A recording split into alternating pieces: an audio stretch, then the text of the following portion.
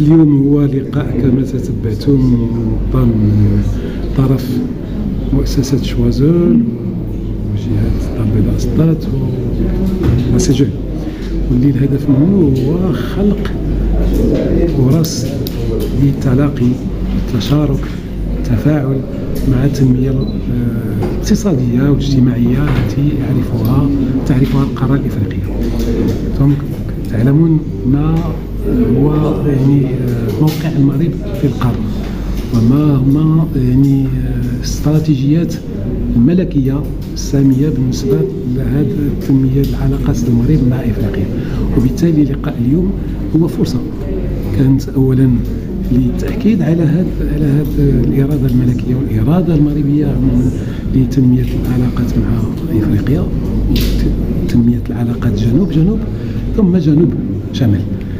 كذلك كانت مناسبة وما زال اليوم مناسبة للقاء واحد العديد ديال الشركاء، سواء منهم في القطاع العام أو في القطاع الخاص، أولا لتنمية العلاقات فيما بيننا وبين الدول الإفريقية، وثانيا لحشد يعني المستثمرين وكذلك الإمكانيات المالية لتمويل المشاريع اللي احنا بصدد يعني الإعداد لها والإنجاز ديالها إن شاء الله.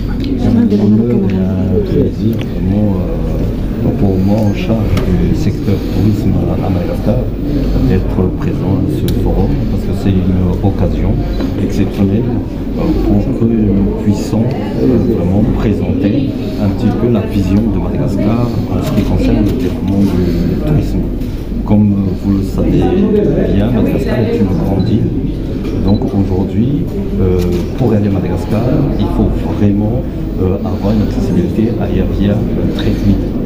Et en même temps, si on veut obtenir l'objectif, parce qu'un objectif d'un pays en ce qui concerne le tourisme, il n'y a qu'un seul indicateur, c'est le nombre d'arrivées des touristes.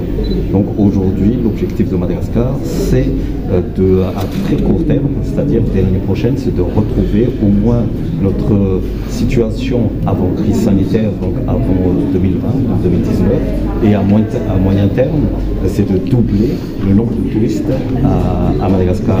C'est pour ça que je parlais tout à l'heure de l'aérien, parce que pour atteindre cet objectif à moyen terme, nous devons créer au moins 300 000 sièges supplémentaires pour pouvoir atteindre l'objectif. Donc soit nous allons démultiplier les fréquences des compagnies aériennes qui desservent déjà Madagascar, sinon nous devons donc ouvrir notre ciel à d'autres compagnies aériennes. Donc c'est un des premiers objectifs pour l'accessibilité, pour pouvoir atteindre notre objectif. Bien évidemment, si on veut doubler le nombre de touristes à Madagascar, il est évident qu'avec l'infrastructure d'hébergement qu'on a aujourd'hui à Madagascar, nous ne pourrons pas accueillir tous ces touristes. Donc nous devons aussi donc augmenter le nombre de chambres à Madagascar, et aujourd'hui nous pensons qu'il nous faut à peu près plus de 4000 chambres supplémentaires pour pouvoir accueillir donc et doubler le nombre de touristes actuels à Madagascar. C'est pour ça que ce forum est très intéressant pour nous, parce que c'est un moyen pour nous de retrouver des éventuels investisseurs qui seront intéressés donc à nous accompagner dans le développement du tourisme à Madagascar. Et un petit mot sur vous êtes invité d'honneur de cette émission. Donc en tant qu'invité d'honneur, bien sûr, nous n'allons pas parler que de tourisme.